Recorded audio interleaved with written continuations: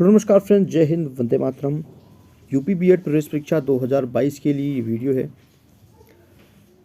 बहुत सारे क्वेश्चंस आपके मन में उभर के आ रहे हैं और आप लोग लगातार कमेंट करके पूछ रहे हो और इन सभी क्वेश्चंस का जवाब इस वीडियो में आपको मिल जाएगा। ठीक है, तो सबसे इम्पोर्टेंट क्वेश्चंस यही निकल के आ रहा है कि एप्लीकेशन फॉर्म अभी तक नहीं आया है, चूँकि आ जाना चाहिए। आज लगभग ये 12 तारीख हो गया, 12 फरवरी हो गया।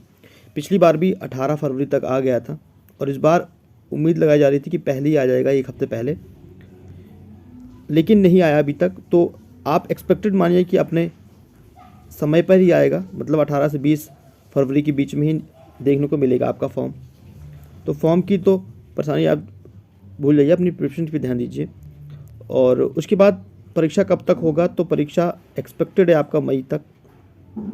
मई में आपका परीक्षा करा लिया जाता है। प्रत्येक ईयर्स मई में ही परीक्षा होता है, लेकिन एक दो वर्ष से क्या हुआ था कि कोविड फैला हुआ था, कोविड की वजह से काफ़ी डिले हो गया था। तो इस बार तो कोविड का ऐसा कुछ है नहीं, काफ़ी नॉर्मल कंडीशन में है कोविड, तो आपका मई में एक्सपेक्टेड है। ठीक है ये डियर।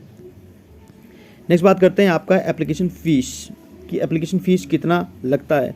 तो उसके लिए मैं आपको ले चलता हूँ, यहाँ पर ऑफिशियली दिखाता हूँ आपको। देखो, जब फॉर्म आएगा तो उसके बाद अप्लाई करने जाओगे तो उत्तर प्रदेश सामान्य और पिछड़ा वर्ग के लिए 1500 रुपये शुल्क है। ठीक है, 1500 रुपये आपको पे करना होगा।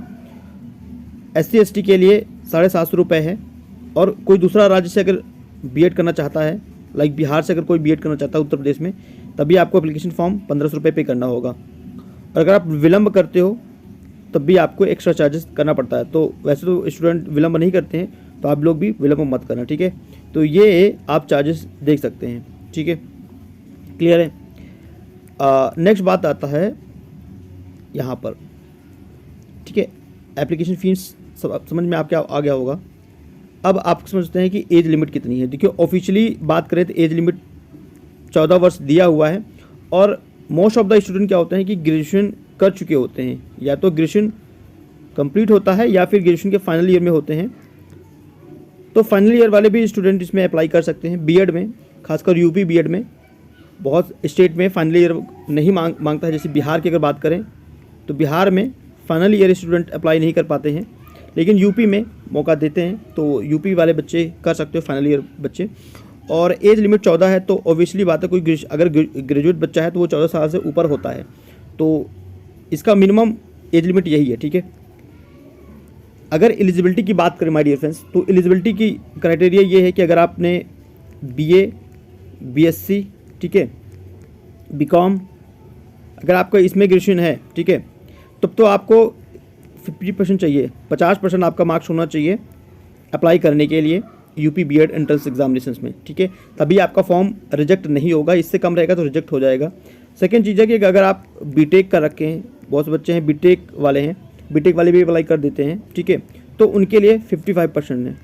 क्लियर है, 50%। बीटेक हो, BCA हो, तो उसके लिए 55% की रिक्वायरमेंट होती है। नेक्स्ट बात करते हैं आपका नेगेटिव मार्किंग कितना रहता है। तो नेगेटिव मार्किंग 1/3 है। ठीक है, पहले नेगेटिव मार्किंग नहीं आया था, लेकिन अभी से 1-2 साल से नेगेटिव मार्किंग है, 1/3 नेगेटिव मार्किंग है। क्लियर है।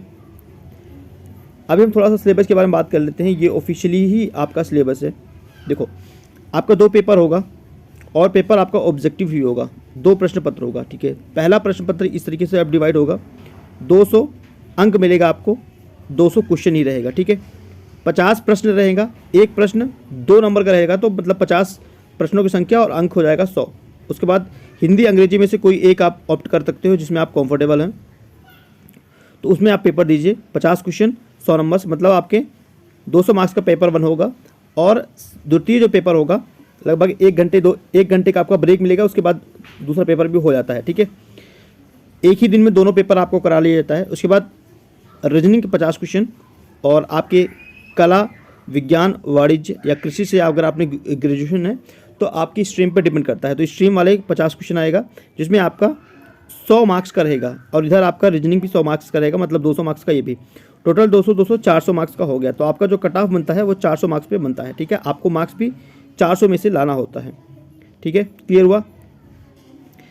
चलो इसको देख लेते हैं। और नेगेटिव मार्किंग आपकी कंप्लीट हो गया।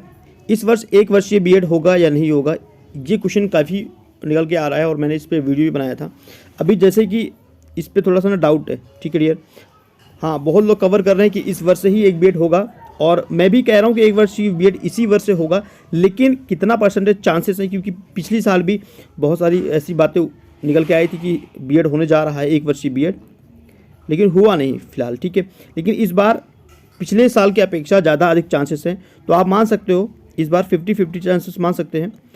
जैसे कि अभी समझ में आया था कि 1 वर्षीय बीएड काफ़ी जोर दिया जा रहा है, लखनऊ यूनिवर्सिटी भी इस पे काम कर रहा है, तो ओबियसली सी बात है इस साल में भी हो सकता है, ठीक है।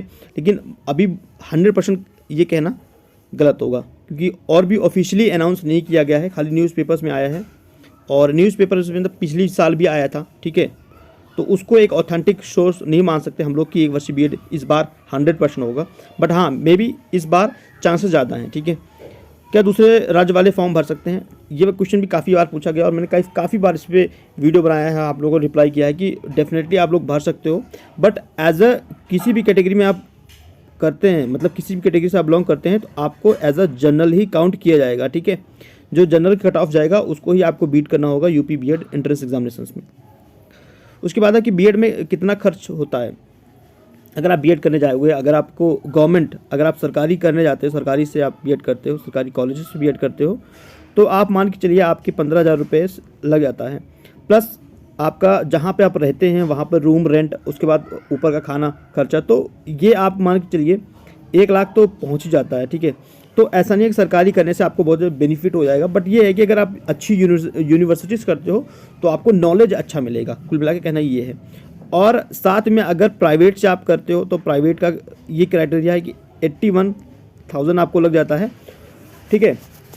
उसके बाद अगर प्राइवेट में, बहुत सारे प्राइवेट में भी आपको कॉलेज वाले बुलाते हैं, बहुत सारा काम होता है, तो इसमें भी आप एक्स्ट्रा 20,000 एक्स्ट्रा जोड़ लीजिए, तो अप्रॉक्स जो खर्चा होता है ना, वो गवर्नमेंट का भी और प्राइवेट का सेम होता है। ऐसा कुछ नहीं है कि सरकारी का तो मतलब एकेडमिक जो स्कूल में खर्चा है वो 15,000 में आपको 2 साल का हो जाएगा, बाकी आप खर्चे एक्स्ट्रा जो एक्सपेंडिचर है उसको जोड़ सकते हो, ठीक है।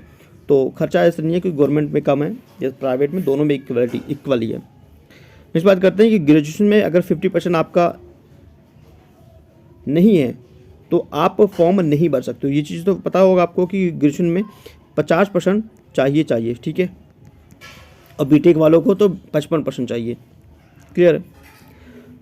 और एक ये हो सकता है कि अगर आपका ग्रेजुएशन में 50% नहीं है तो फिर क्या नियम हो सकता है या क्या आप लोग कर सकते हो, तो आप लोग पोस्ट पीजी कर लीजिए, ठीक है, पोस्ट ग्रेजुएशन कीजिए, और वहाँ पर फिर आप 50% अगर आपका मार्क्स आ जाता है तो उसके बाद देना अप्लाई कर सकते हो, ठीक है। तो ये एक तरीका है। उसके बाद उत्तर प्रदेश में कितने कॉलेज में कितनी सीट होती हैं, जैसे कि उत्तर प्रदेश में टोटल बीएड के लिए बात करूँ तो 22,000 कॉलेज है, जिसमें आपका 2 लाख सीटें जो होती हैं वो प्राइवेट की होती हैं, प्लस 10,000 सीटें जो होती हैं वो गवर्नमेंट होती हैं, ठीक है। तो गवर्नमेंट में भी कुछ अच्छी यूनिवर्सिटी से आपको करना है, लखनऊ यूनिवर्सिटी या इलाहाबाद यूनिवर्सिटी, तो उसका कट ऑफ थोड़ा ऊपर जाता है।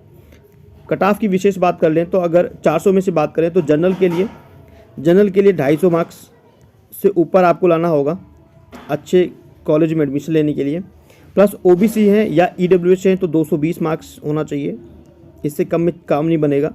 एससी कैटेगरी से अगर बिलोंग करते हैं तो 180, और एसटी से हैं तो 150 पे आपका अच्छे कॉलेज में एडमिशन हो जाता है, ठीक है। तो ये कट ऑफ निकल के आता है। और अभी भी मेरे इतने सारे क्वेश्चन कवर करने के बावजूद भी आपके पास बहुत सारे कमेंट्स रह जाते हैं या बहुत सारे आपके डाउट्स हो रहते हैं, तो आप लोग कमेंट कीजिए, ठीक है, वीडियो के नीचे, और आपको फिर रिप्लाई कर दिया जाएगा, ठीक है। Thank you for watching this video. Next video फिर से मिलते हैं, तब तक के लिए धन्यवाद फ्रेंड्स।